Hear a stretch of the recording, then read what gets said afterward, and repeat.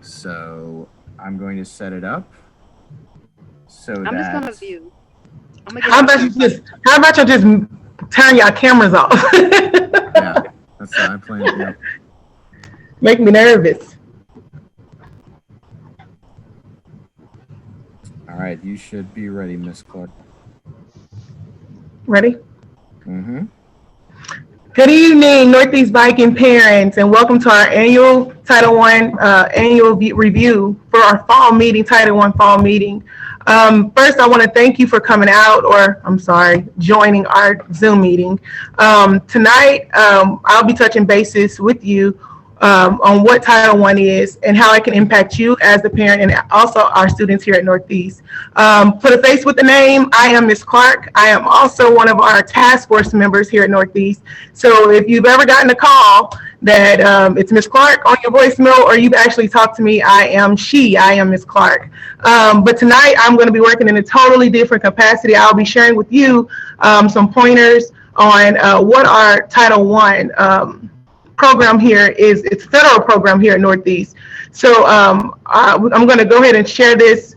They're going to share the docs with you so we can go ahead and go forward with our Title One meeting for this evening. Welcome to our meeting. Like I just told you, welcome our family to our families and guardians here at Northeast. Each year, we will have two Title One meetings. One will be an annual review meeting, which will be this meeting that will cover what happened last year towards the middle end of what happened with our school last year. We'll be looking at data and just what the expectations are for you as a parent and as for us here, our staff at Northeast. You can go to the next slide. As you can see, it says, what is Title One? I'll read the first one. The KCPS Title One program provides service in schools whose free and reduced lunch count is 40% or greater. That just means they are funding us here at Northeast because we do have, our students are less fortunate. So we get federal money that can provide tutoring for our students. Also, our food program here for Northeast students, when they are here for tutoring, they do have dinner. So our federal program here at Northeast, the way that we use it in that capacity is using our city year to come in and start tutoring with our students here at Northeast. So just in case you thinking, well, it's just virtual, we still have our city year people who come in and they'll do their virtual tutoring if need be. That program has not started just yet, but it will be up and coming. Title I program also serves several neglected and delinquent institutions. That's just like the institutions outside. Some of the private schools also benefit from the Title I program. The program provides several district-wide programs before and after school projects, staff, and parent training. So what that looks like with our parents, I'm sorry. Sorry, guys. I'm in school. We have our motion light. It's the motion light, so it might happen frequently. So I'll try to keep moving, but I apologize in advance. But what that looks like after our after-school program, which is our tutoring, we also have different math programs that they can enter. The Title I funding provides the payment for those different fundings to come in. Also, our parent involvement activities, that involves just the parents coming in and having workshops. So anything all the way across the board to how to support your student, what can I do to benefit, what can I do to help my student while in school, how can I provide financial stability for my student while they're in school to get ready for college. All those workshops will be available, and even in the account that we don't see each other face to face, we will have a virtual workshop for our parents. It will be up to your discretion to send something to me in the email. I will provide the email probably right at the end of this Zoom to let me know what you think, what kind of workshops that you will be looking forward to. Like, I believe last year we did some workshops that were interview ready workshops for our parents. Credit repair. So those are just some of the workshops that you can kind of look forward to, and then submit those to me, and then we can try to make it happen. You can go to the next slide. Parent participation. This is you. You are the first teacher. Your parent participation is much needed, even virtually. As I said before, the task force, we are making calls, and kind of a small testimony. I am very impressed with our parents because we are getting those, making those calls and still establishing those relationships over the phone. So when I do call, I do get, "Hello, Miss Clark," before I say anything. So that to me is big. I'm really big on establishing relationships and finding out what we can do here in Northeast to better serve you as the parent. So each school is provided a survey from our school. Each individual school is provided a survey for our parents. And in that survey, you tell us during the parent-teacher conference from last year, you'll tell us what your expectations are. And then we'll come back with you as the staff here at Northeast, what we would like to see you do, how we would like to see you work within our schools, the participation piece of it. So this is what you're looking at right now, this slide. District level Title I council meetings are held for the purpose of providing parents forum for timely information, input in the operations of federal programming. That means we have to have a program, we have to have programming going so that our federal funds can continue to come in. So that means we have to have something going even for our parents in order to receive those federal funds. You can go to the next slide. Teacher qualifications. District must notify parents that they have the right to request and receive information regarding the professional qualification teachers. This should include the following information: the state certification and licensing for the grade and subject in which the teacher provides instructions. So my job as a Title I coordinator here in Northeast, just in an event that there is a teacher that you will have a question about, are they certified? What are their qualifications? Are they certified in the area, that we have to provide that information to you. We may not be able to provide it to you in detail, but we will be able to provide that information to you if that teacher is certified and if they're qualified to be in that position. So that's pretty much, you have the right to know if that parent is qualified. You can go to the next slide. Homeschool compact. Compacts are mandate under the Title I. In a minute, you'll just a little bit, you'll see the compacts letter, and it must be outlined how parents, staff, and students will share responsibility for academic achievement, and that means the means by which participants to ensure students achieve state high standards. So that means we have to work together. The compact letter that will go out, it is a compact between the parent as well as the student. What you will do to compact together, to come together for the responsibility of the academic achievement of your students, of our students here in Northeast, but your child. So that's a compact letter that you will sign. Our principal will also sign, and it will be sent off to the federal fund so that we'll know that we are compliant into what our plans are here at Northeast.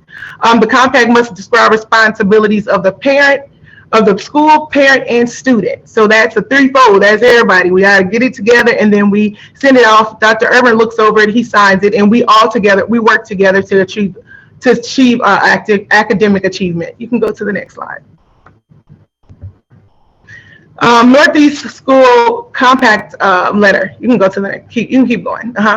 We value our role in helping your child achieve high academic standards. The purpose of Northeast High School Compact is to share common understanding of home and school responsibilities, ensuring that every student has opportunity to attain high academic standards that lead to a quality education. The following information is designed to serve as an outline of ways you and your child's school can build and maintain a partnership to share responsibility. I just kind of explained that to you, broke that down to you. It's a partnership. We all have to work together to come to and agree upon and come to a common goal, and that's our common goal is for their achievement. You can go to the next slide. As a school, we provide high quality curriculum and standards and base instructions, high quality qualified teachers that are committed to providing students with a safe and nurturing environment where the students can grow academically, social, and emotional. This is the responsibility that we take on. In your time, you can read this in its entirety, but this is the responsibility that we have. This is what we have vowed to do for your student. This is our responsibility, our expectations. So you as the parent, if this is not where you see us falling in line and then we're falling out of the line, you do have that right to tell us. You're not upholding those standards. This is not what I read within the Title I documents, and we're not following line. You can go to the next slide. And so as a parent, I will ensure that my child attends daily. So just as you guys have expectations for us, we do have expectations for you as a parent, and we need you. Schools, we need the students to arrive on time, even though they're not in the building. The time of arrival is when they wake up to get into log on to their school. So that is still important. Attendance is still important. So that is really important. So just like I said, we have just like you guys have expectations for us, we have expectations for you as the parent. You can go to the next slide. You can go to the next slide. That was just a repeat of Schoolwide Planning team.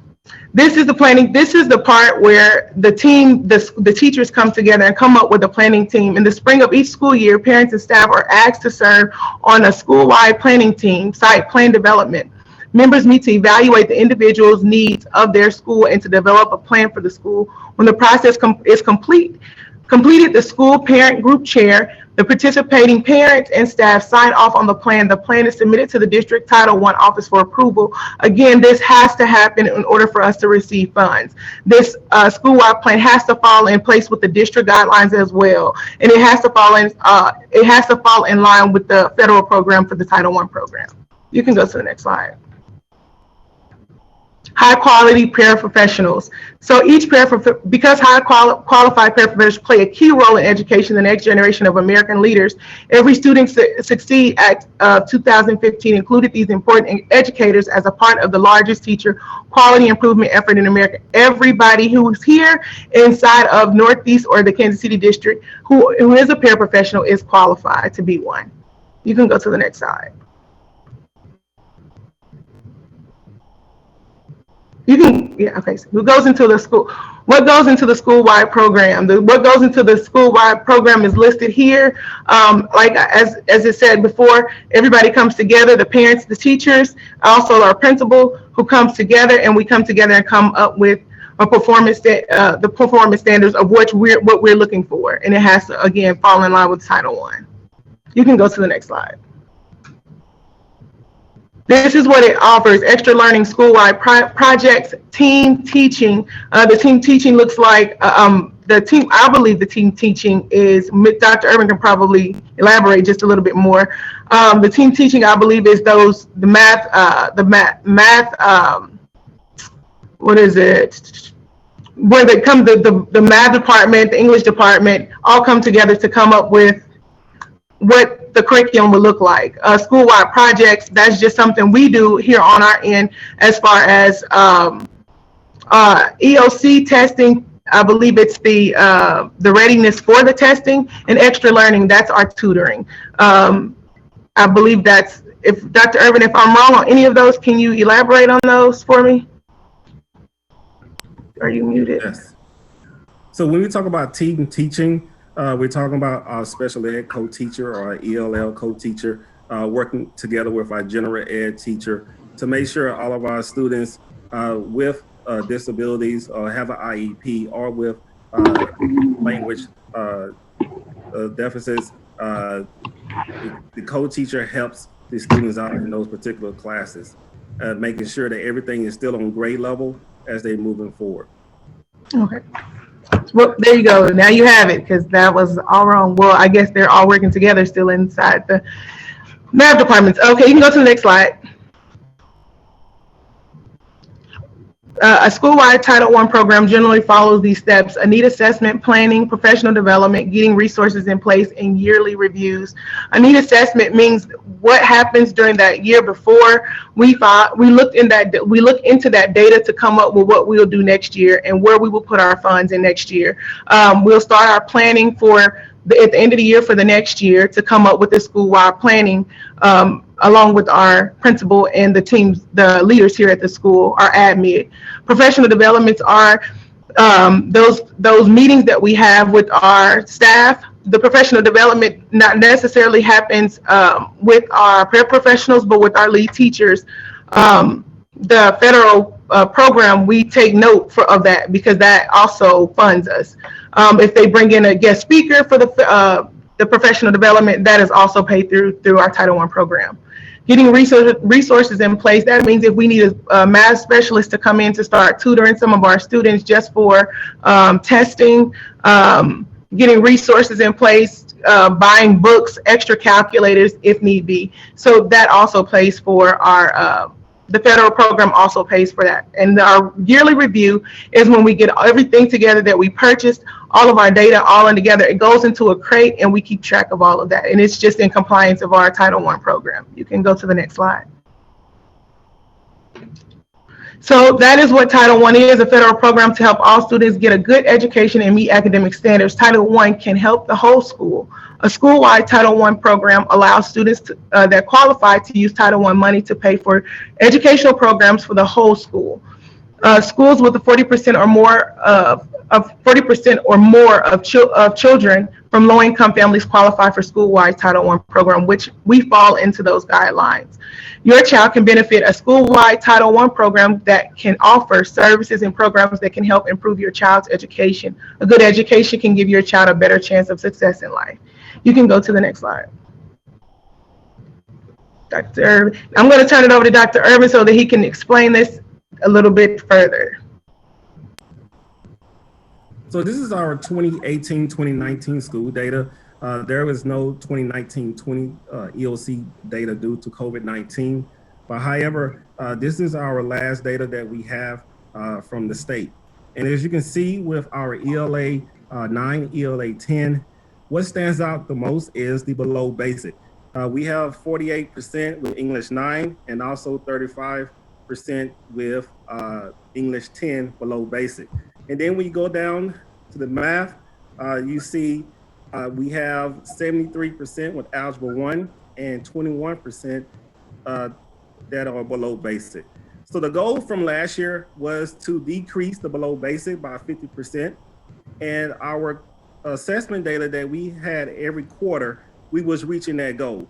I would say for first quarter, we was around with our Algebra 1 data, which is the highest at 73% below basic.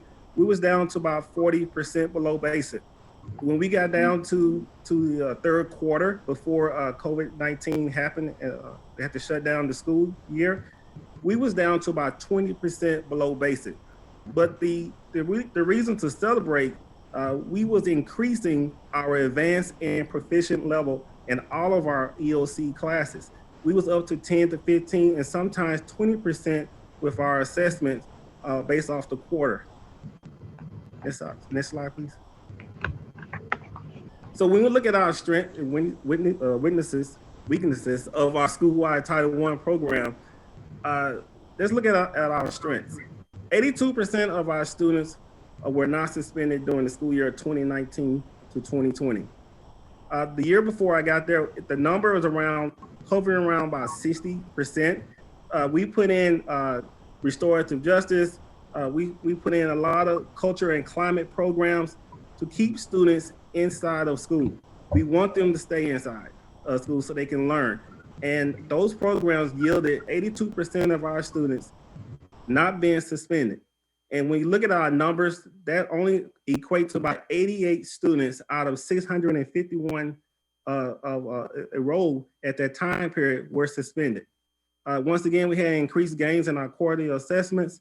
And we also increased the number of students to stay in our building for the entire year. Our mobility rate decreased. We had more students staying in for the full time. We went from about 55% to 67%. So more students, because of the culture and climate, because of the gains in the instruction, the classes were becoming more engaged, more students were feeling confident and comfortable about being at school. Some of our challenges that we have for us attendance, we are in the virtual platform now, distance learning. We are having some trouble with students just coming on each day. And that is where our task force is coming in, making phone calls And caregivers, we need your help with this. So we understand when we call, parents are saying that their child is online, and then we call, we check on you, and check on the student, and come to find out they're not. So we want you to just check on your child. Make sure your child is online. Make sure that you can see the teacher talking. Make sure that they are turning in their assignments. And also some challenges is our graduation rates. When we look at the number of dropouts, when we look at 2017, the cohort that just graduated last year, we started out with 31 dropouts, start from 2017. This year with the cohort 2018, we're looking at around 24 dropouts. And just caregivers, they're just unacceptable. No child should drop out. So we're putting a huge focus on our ninth graders to make sure that we wrap around them, to make sure they're getting all the credits they need to have to make sure they're moving forward. Because at the end of 4 years, we want to make sure our children are going across the stage. And also, challenge this year is our EOC. During this time, the EOC is still going to be tested so far based on what the state is saying. So we are still in a distant learning platform.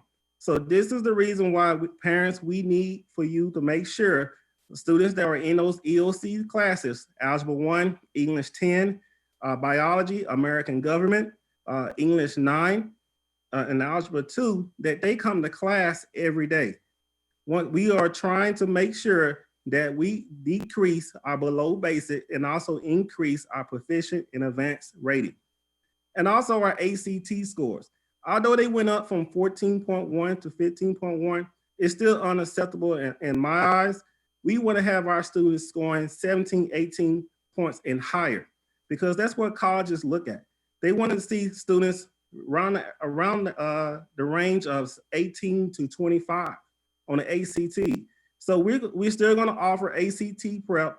So if you have a junior or a senior, please have your students to contact the school, contact Ms. Salak. She's the senior sponsor about ACT prep, because we need to increase those scores. It's about college and career for our students for a post-secondary education. And the ACT scores need to increase, and also our EOC scores need to increase as well. Next slide.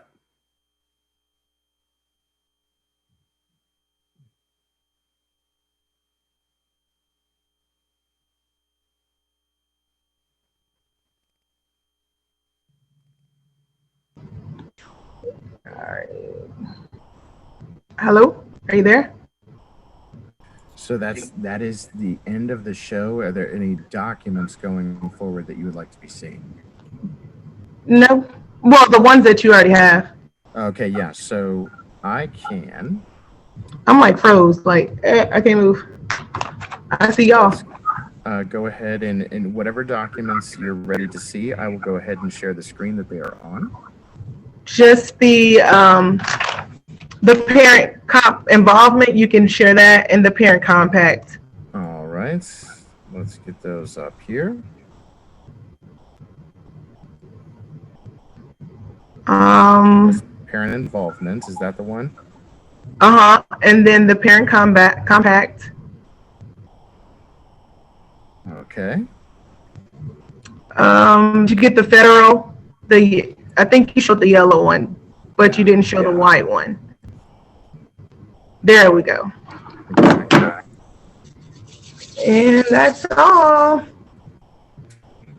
To make sure there is one more as well. Let's see, that was... No, the second sheet, yeah. Okay, and then this is the acronym sheet. Oh, there's the acronym, yeah. Yeah, you can call me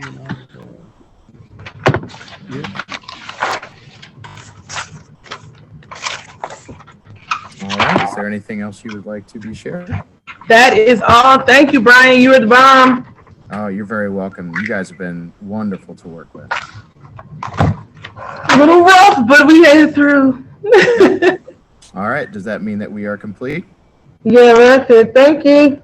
All right, I'll go ahead and stop the stream, and thank you guys so much. Let me know if Thank you you, have any Dr. Evans. questions. Yeah, thank All you, right, Brian. thank you guys. You guys gotta have a wonderful